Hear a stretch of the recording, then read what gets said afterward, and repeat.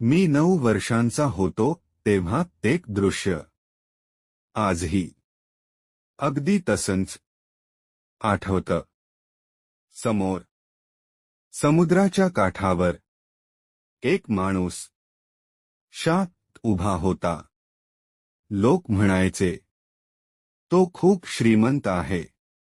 पण कुणीतरी एकदा हळूच सांगितलं होतं, लोक आयुष्यात भरपूर पैसा कमावतात, पण खरा मान फार थोड्यांना मिळतो.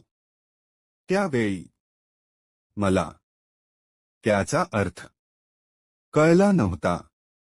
पण 15 वर्षांनी एक गोष्ट समोर आली आणि मग कळलं, ही फक्त एका ब्रँडची गोष्ट नाही.